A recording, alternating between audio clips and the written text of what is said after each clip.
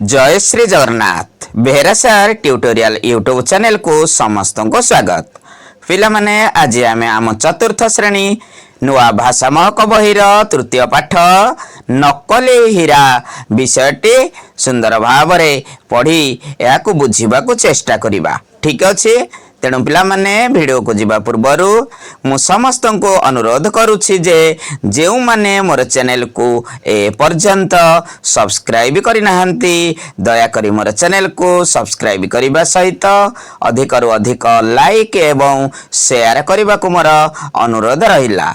ठीक अच्छे पिला माने एबे आमे जीवा विषय को देखिबा कौन रही हमर विषयटी एवं बुझिबा को चेष्टा करिबा। तेबे देखिपारुछ यह हेउछि हमर तृतीय पाठ विषय रही नकली हीरा। ठीक अच्छे एबे आमे विषय भीतर घुचिबा पढ़िबा एवं बुझिबा।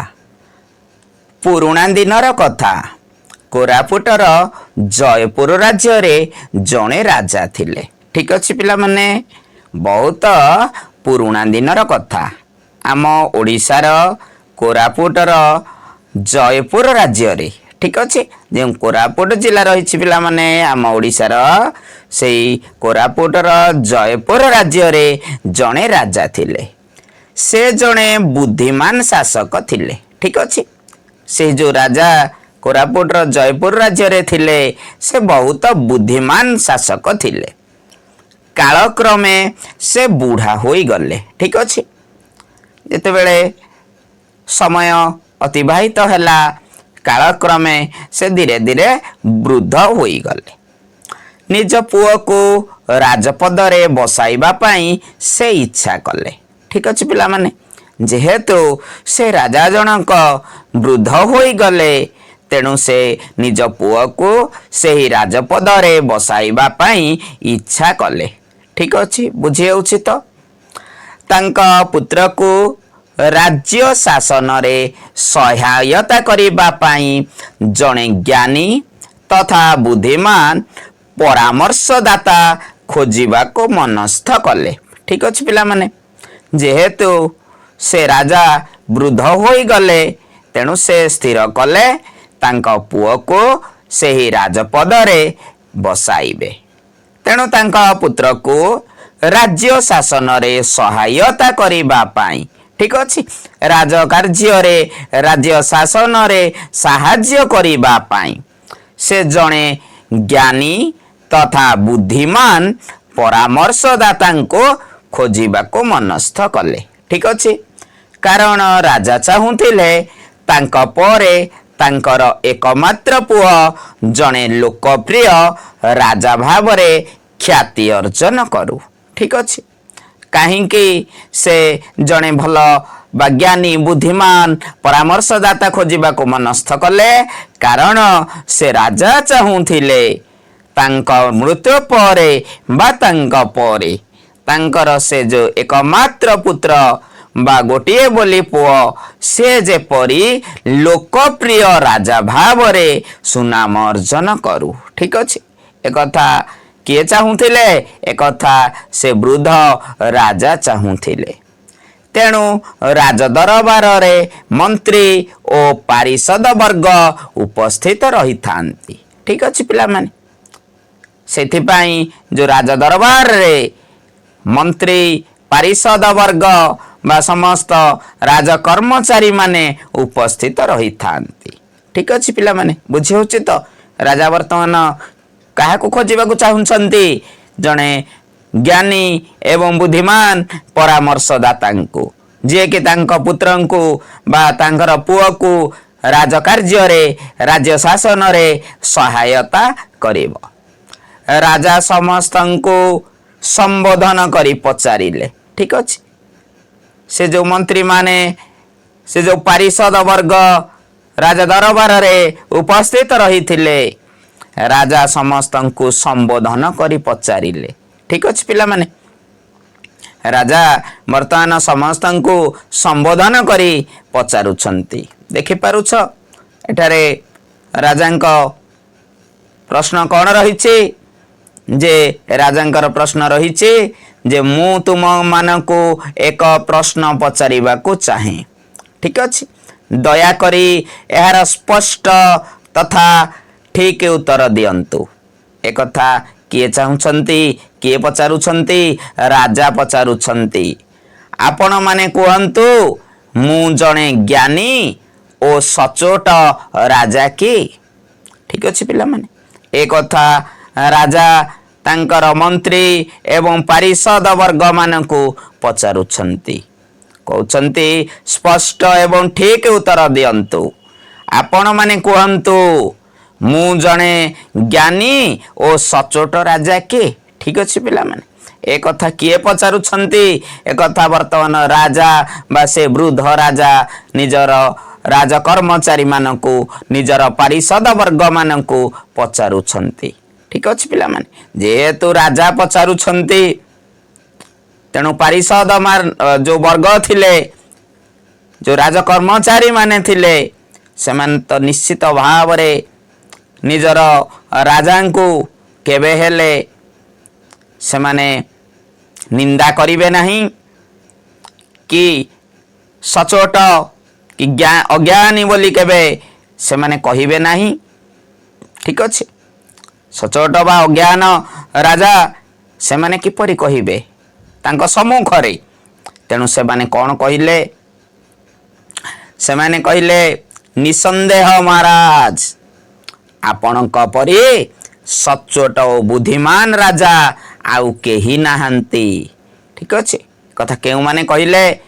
ସେ ରାଜାଙ୍କର ଯୋଉ ମନ୍ତ୍ରୀ, ପାରିଷଦ ବର୍ଗ ସମସ୍ତେ କଥା କହିଲେ। କହିଲେ ନିଃସନ୍ଦେହ ମହାରାଜ, ଏଥିରେ କୌଣସି ସନ୍ଦେହ ନାହିଁ ଯେ ଆପଣଙ୍କ ପରି ଜଣେ ସଚୋଟ ବୁଦ୍ଧିମାନ ରାଜା ଆଉ କେହି ନାହାନ୍ତି। ଠିକ ଅଛି, କେଉଁମାନେ କହିଲେ? ନା ନିଜର ରାଜକର୍ମଚାରୀ ବା ସେ ଯୋଉ ମନ୍ତ୍ରୀ ପାରିଷଦ ବର୍ଗ ସେମାନେ ହିଁ ଏକଥା କହିଲେ। ଠିକ ଅଛି, କାରଣ ରାଜାଙ୍କ ସମ୍ମୁଖରେ ସେମାନେ କିପରି ଅବା ସାହସ କରିବେ ରାଜାଙ୍କୁ କିଛି ନିନ୍ଦା କରିବା ପାଇଁ ବା ରାଜାଙ୍କ ବିଷୟରେ କିଛି କହିବା ପାଇଁ। ଠିକ ଅଛି, ତେଣୁ ତାପରେ ରାଜା କ'ଣ କହୁଛନ୍ତି? ରାଜା କହୁଛନ୍ତି, ଏଥିପାଇଁ ଆପଣମାନଙ୍କ ଉତ୍ତର ନିମନ୍ତେ ଆପଣଙ୍କୁ ଅନେକ ଅନେକ ଧନ୍ୟବାଦ। ଠିକ ଅଛି ପିଲାମାନେ, ବୁଝି ହେଉଛି? ଯେତେବେଳେ ସେଇ ଯୋଉ ରାଜ ପରିଷଦ ବା ସେ ଯୋଉ ରାଜ କର୍ମଚାରୀ ମାନେ ଉତ୍ତର ଦେଲେ, ତାପରେ ରାଜା କହୁଛନ୍ତି ଯେ ଆପଣମାନଙ୍କର ଏହି ଉତ୍ତର ନିମନ୍ତେ ଆପଣମାନଙ୍କୁ ଅନେକ ଅନେକ ଧନ୍ୟବାଦ। ଠିକ ଅଛି, ରାଜା ଧନ୍ୟବାଦ ଜଣାଇଲେ। ତାପରେ ସେହି ରାଜା ପାରିଷଦ ମାନଙ୍କ ଉତ୍ତର ଶୁଣି ଆନନ୍ଦରେ ଉପହାର ସ୍ୱରୂପ ସମସ୍ତଙ୍କୁ ଗୋଟିଏ ଗୋଟିଏ ହୀରା ମୋହର ପ୍ରଦାନ କଲେ। ଠିକ ଅଛି ପିଲାମାନେ, ରାଜା କ'ଣ କଲେ? ସେହି ପାରିଷଦ ମାନଙ୍କର ଉତ୍ତର ଶୁଣିବା ପରେ ରାଜା ଆନନ୍ଦରେ ସମସ୍ତଙ୍କୁ ଉପହାର ସ୍ୱରୂପ ଗୋଟିଏ ଗୋଟିଏ ହୀରା ମୋହର ସମସ୍ତଙ୍କୁ ପ୍ରଦାନ କଲେ। ଠିକ ଅଛି ପିଲାମାନେ, ସମସ୍ତଙ୍କୁ ଗୋଟିଏ ଗୋଟିଏ ହୀରା ମୋହର ବା ଗୋଟିଏ ଗୋଟିଏ ହୀରାର ମୋହର ସମସ୍ତଙ୍କୁ ସେ ଦେଲେ। ଠିକ ଅଛି ପିଲାମାନେ, ବୁଝି ହେଉଛି? ଆରେ ବୁଝି ହେଉଛି ତ? ଠିକ ଅଛି, ତାପରେ କ'ଣ ହେଲା? କିନ୍ତୁ ଏହି ସମୟରେ ରାଜା ଦେଖିଲେ ଯେ ସବୁ ପାରିଷଦ ହୀରା ମୋହର ନେଇ ଖୁସିରେ ଚାଲିଗଲେ। ଠିକ ଅଛି, ଜଣକ ପରେ ଜଣେ ସମସ୍ତ ପାରିଷଦ ମାନେ, ସମସ୍ତ ରାଜକର୍ମଚାରୀ ମାନେ ସେ ହୀରା ମୋହର ନେଇ ଖୁସି ମନରେ ଚାଲିଗଲେ। ମାତ୍ର ଜଣେ ଯୁବକ ଚୁପଚାପ ଗୋଟିଏ ପାଖରେ ଠିଆ ହୋଇ ରହିଥିଲା। ଠିକ ଅଛି, ଏକଥା ରାଜା ଦେଖିଲେ ଯେ ସମସ୍ତେ ତ ହୀରା ମୋହର ନେଇ ଖୁସିରେ ଚାଲିଗଲେ, କିନ୍ତୁ ଜଣେ ମାତ୍ର ଯୁବକ ଚୁପଚାପ ହୋଇ ସେହି ଗୋଟିଏ ପାଖରେ ଠିଆ ହୋଇ ରହିଛନ୍ତି। ଏହାପରେ ରାଜା କ'ଣ କହିଲେ? ରାଜା ପଚାରିଲେ ଯେ ତୁମେ କାହିଁକି ଚୁପଚାପ ଠିଆ ହୋଇଛ? ତୁମର ଉତ୍ତର କ'ଣ ତାହା କହିଲ ନାହିଁ? ଠିକ ଅଛି ପିଲାମାନେ, ସେହି ଯେଉଁ ଯୁବକ ଜଣକୁ ରାଜା ପଚାରିଲେ ଯେ ତୁମେ କାହିଁକି ସେଠାରେ ଚୁପଚାପ ଠିଆ ହୋଇ ରହିଛ, ତୁମର ଉତ୍ତର କ'ଣ ତାହା ତୁମେ ଜଣାଅ, ତୁମେ ମୋତେ କୁହ ତୁମର ଉତ୍ତର କ'ଣ କହିବାକୁ ଚାହୁଁଛ। ଠିକ ଅଛି ପିଲାମାନେ, ରାଜା ସେହି ଯୁବକକୁ ପଚାରୁଛନ୍ତି। ତାପରେ ସେହି ଯୁବକ ଜଣକ କହୁଛନ୍ତି ଯେ ମହାରାଜ, ସମସ୍ତେ ଆପଣଙ୍କୁ ସନ୍ତୁଷ୍ଟ କରିବାକୁ ଉତ୍ତର ଦେଇଛନ୍ତି, ମାତ୍ର ମୋର ଉତ୍ତର ଅଲଗା, ସେମାନଙ୍କ ପରି ନୁହେଁ। ଠିକ ଅଛି, ସେହି ଯେଉଁ ଯୁବକ ଜଣକ ଯିଏ ଚୁପଚାପ ଠିଆ ହୋଇ ରହିଥିଲେ, ସେ ମହାରାଜାଙ୍କ ସମ୍ମୁଖକୁ ଆସି କହୁଛନ୍ତି ଯେ ସମସ୍ତେ ଆପଣଙ୍କୁ ସନ୍ତୁଷ୍ଟ କରିବା ପାଇଁ ଉତ୍ତର ଦେଲେ, ମାତ୍ର ମୋର ଉତ୍ତର ସମ୍ପୂର୍ଣ୍ଣ ଅଲଗା, ସେମାନଙ୍କ ସହିତ ମୋର ଉତ୍ତର ମିଶୁନାହିଁ ବା ସେମାନଙ୍କ ଉତ୍ତରରେ ମୁଁ ଏକମତ ନୁହେଁ। ଠିକ ଅଛି, ଏକଥା ସେ ଯୁବକ ଜଣକ କହିଲେ। ଯେତେବେଳେ ଏକଥା ସେ ଯୁବକ ଜଣକ କହିଲେ, ତାପରେ ମହାରାଜ କହୁଛନ୍ତି ତୁମର ଉତ୍ତର ଅଲଗା ହେଲେ ବି ମୁଁ ଶୁଣିବି, ତୁମେ ଆନନ୍ଦରେ ତାହା ପ୍ରକାଶ କର। ଠିକ ଅଛି, ରାଜା କହୁଛନ୍ତି ଯେ ଯଦି ତୁମର ଉତ୍ତର ଅଲଗା ତାହେଲେ କୁହ, ମୁଁ ଶୁଣିବି, ତୁମେ ଆନନ୍ଦରେ ବର୍ତ୍ତମାନ ପ୍ରକାଶ କର। ତେଣୁ ଏକଥା ଶୁଣି ସେ ଯୁବକ ଜଣକ କହୁଛନ୍ତି ମହାରାଜ, ଆପଣ ବୁଦ୍ଧିମାନ ଓ ସଚ୍ଚୋଟ ଅଟନ୍ତି, ଏଥିରେ ସନ୍ଦେହ ନାହିଁ, କିନ୍ତୁ ଆପଣଙ୍କ ଠାରୁ ଅଧିକ ବୁଦ୍ଧିମାନ ଓ ସଚ୍ଚୋଟ ରାଜା ମଧ୍ୟ ଅଛନ୍ତି, ସେମାନେ ମଧ୍ୟ ଆପଣଙ୍କ ଠାରୁ ଶ୍ରେଷ୍ଠ ରାଜା।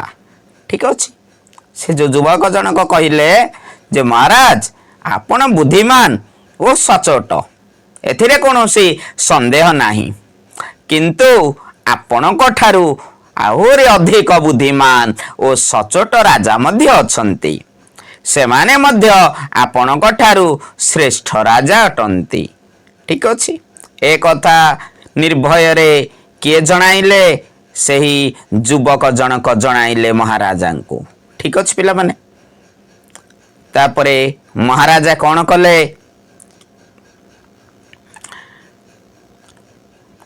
ତାପରେ ମହାରାଜା ସେ ଯୁବକଙ୍କର ଉତ୍ତର ଶୁଣି କହିଲେ, ମୁଁ ତୁମର ଉତ୍ତର ଶୁଣି ବହୁତ ଖୁସି ହେଲି, ଏବେ ତୁମେ ହୀରା ନିଅ। ଠିକ ଅଛି, ତେଣୁ ମହାରାଜା ସେହି ଯୁବକଙ୍କ ଉପରେ ବା ସେହି ଯୁବକଙ୍କର ଉତ୍ତର ଶୁଣି ବହୁତ ଖୁସି ହୋଇ ସେହି ଯୁବକଙ୍କୁ ମଧ୍ୟ ଗୋଟିଏ ହୀରା ପ୍ରଦାନ କଲେ। ଠିକ ଅଛି, ବୁଝି ହେଉଛି ତ? ଯେପରି ପୂର୍ବରୁ ଅନ୍ୟ ପାରିଷଦ ବର୍ଗମାନଙ୍କୁ ରାଜା ହୀରା ପ୍ରଦାନ କରିଥିଲେ, ଠିକ୍ ସେହିପରି ଏହି ଯୁବକଙ୍କୁ ମଧ୍ୟ ରାଜା କ'ଣ କଲେ ନା ଗୋଟିଏ ହୀରା ପ୍ରଦାନ କଲେ। ଠିକ ଅଛି, ତା ପରଦିନର କଥା, ରାଜା ଦରବାରରେ ବସିଥାନ୍ତି,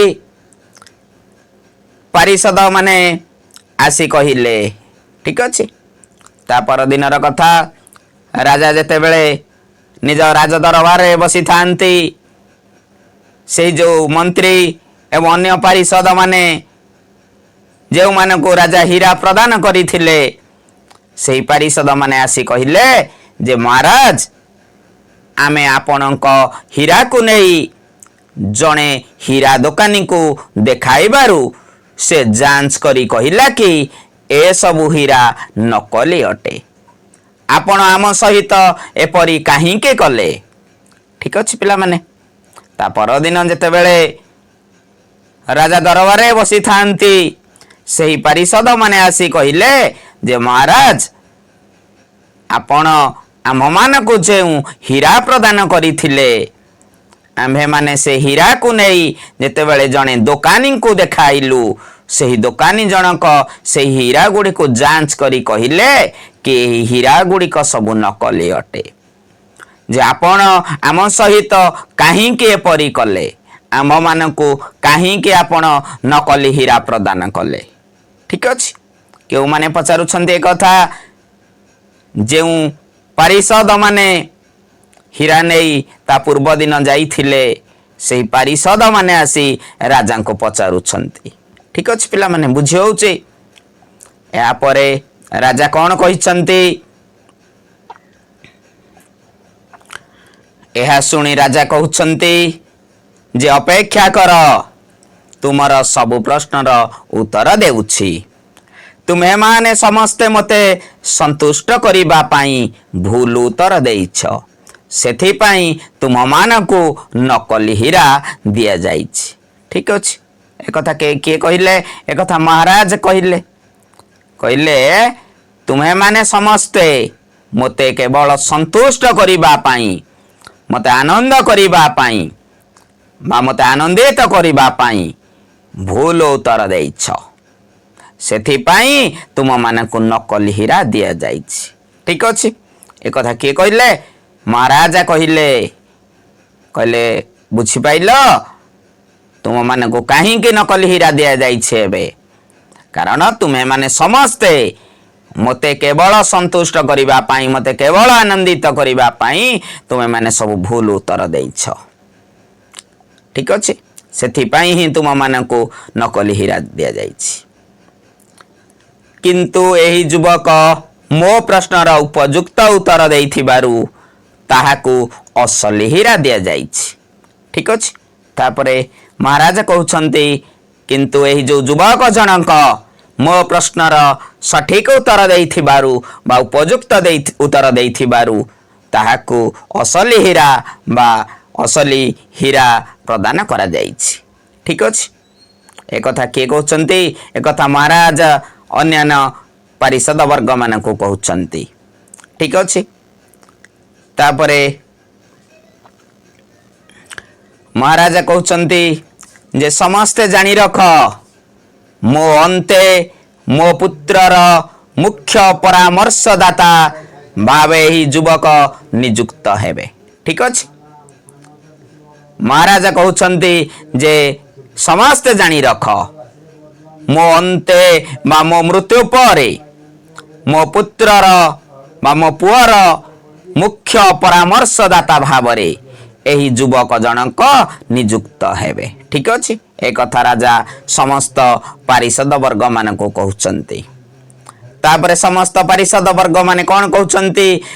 କ୍ଷମା କରନ୍ତୁ ମହାରାଜ, ଆମର ବଡ଼ ଭୁଲ ହୋଇଗଲା, ଭବିଷ୍ୟତରେ ଏପରି ଭୁଲ କେବେ କରିବୁ ନାହିଁ। ଠିକ ଅଛି, ସମସ୍ତ ରାଜା ପରିଷଦ ମାନେ ବା ରାଜକର୍ମଚାରୀ ମାନେ ରାଜାଙ୍କୁ ଭୁଲ ମାଗୁଛନ୍ତି, କହୁଛନ୍ତି କ୍ଷମା କରନ୍ତୁ ମହାରାଜ, ଆମର ବଡ଼ ଭୁଲ ହୋଇଗଲା, ଭବିଷ୍ୟତରେ ଆମେ ଆଉ ଏପରି କେବେ ଭୁଲ କରିବୁ ନାହିଁ। ଠିକ ଅଛି, ଏକଥା କେଉଁମାନେ କହୁଛନ୍ତି? ଏକଥା ସେହି ପାରିଷଦ ବର୍ଗମାନେ କହୁଛନ୍ତି, ରାଜାଙ୍କୁ କ୍ଷମା ମାଗୁଛନ୍ତି। ଏହାପରେ ରାଜା କହୁଛନ୍ତି ମୋତେ ଖୁସି କରିବାକୁ ତୁମେମାନେ ଭୁଲ ଉତ୍ତର ଦେଇ ସତ୍ୟ ଠାରୁ ଦୂରେଇ ଗଲ। ଠିକ ଅଛି, ମହାରାଜା ବୁଝାଉଛନ୍ତି ସେହି ପାରିଷଦ ବର୍ଗମାନଙ୍କୁ ଯେ ତୁମେମାନେ ମୋତେ ଖୁସି କରିବା ପାଇଁ କେବଳ ଭୁଲ ଉତ୍ତର ଦେଇ ସତ୍ୟ ଠାରୁ ଦୂରେଇ ଗଲ, ତୁମକୁ ତୁମ ପଦବୀରୁ ବରଖାସ୍ତ କରାଯିବ। ଠିକ ଅଛି, ମହାରାଜା କହୁଛନ୍ତି ତୁମେମାନେ ମୋତେ କେବଳ ଖୁସି କରିବା ପାଇଁ ଯେ ସତ୍ୟ ଠାରୁ ଦୂରେଇ ଗଲ, ମିଥ୍ୟା କହିଲ ମୋ ଆଗରେ, ତେଣୁ ତୁମମାନଙ୍କୁ ଏହି ପଦବୀରୁ ନିଜର ପଦବୀରୁ ବରଖାସ୍ତ କରି ଦିଆଯିବ। ଠିକ ଅଛି, ତାପରେ ମହାରାଜା ବୁଝାଉଛନ୍ତି ସେହି ଯୁବକଙ୍କୁ ଯେ କର୍ମ ହିଁ ଭଗବାନ, ସତ୍ୟ, ଅହିଂସା, ସଚ୍ଚୋଟପଣିଆ ମଣିଷର ପରମ ଧର୍ମ, ସତ୍କର୍ମର ଫଳ ସର୍ବଦା ମିଠା ହୋଇଥାଏ।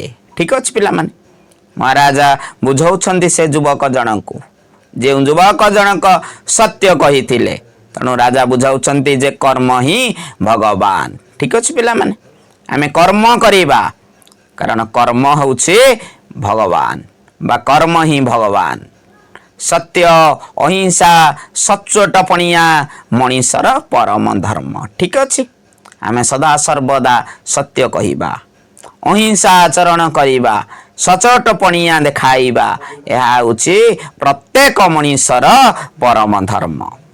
ସତ୍ କର୍ମର ଫଳ ସର୍ବଦା ମିଠା ହୋଇଥାଏ। ଠିକ ଅଛି ପିଲାମାନେ, ସଦା ସର୍ବଦା ମନେ ରଖିବ, ସତ୍ କର୍ମର ଫଳ ସବୁବେଳେ ମିଠା ହିଁ ହୋଇଥାଏ। ତେଣୁ ମହାରାଜା ସେହି ଯୁବକ ଜଣଙ୍କୁ ଏକଥା ବୁଝାଇ ଦେଲେ। ତାପରେ ସେ ଯୁବକ ଜଣଙ୍କ ମହାରାଜାଙ୍କୁ କହୁଛନ୍ତି ଯେ ଆଜ୍ଞା ମଣିମା। ଠିକ ଅଛି, ଏହାପରେ अन्य जो पारिषद वर्ग माने थिले से माने राजांग सम्मुख को जाई कहउचंती आपण को गोड़ धरुछु आम मान को क्षमा कर दियंतु। ठीक अछि। से जो अन्य राज कर्मचारी माने जो माने भूल उत्तर देई नकली हीरा पाई थिले से माने महाराजा को क्षमा मागुछंती कहउचंती जे आमे माने आपण को गोड़ धरुछु आपण आम मान को क्षमा कर दियंतु। ठीक अछि।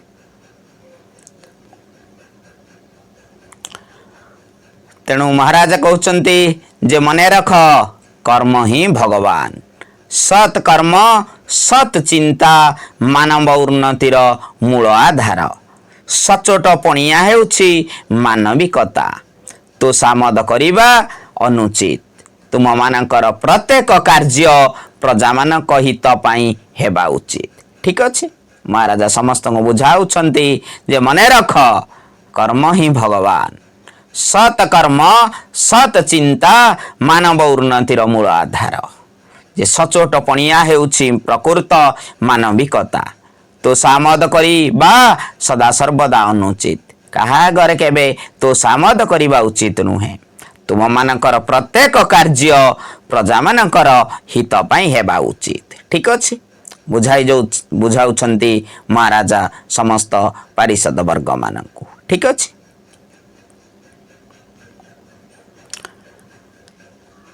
तेणु यह परे समस्त सही राजकर्मचारी बा समस्त पारिषद वर्ग माने निज निजर भूल बुझी पारिले। ठीक अछि पिला माने आमे एथरु कोन बुझिले जे अन्य को आमे संतुष्ट करिबा पाई केबे हेले मिथ्यार आश्रय नेबा नाही आमे माने सदा सर्वदा सत्य ही कहिबा। ठीक अछि पिला माने आमे सदा सर्वदा कोन कहिबा सत कहिबा केबे हेले आमे मिथ्यार आश्रय नेबे नाही।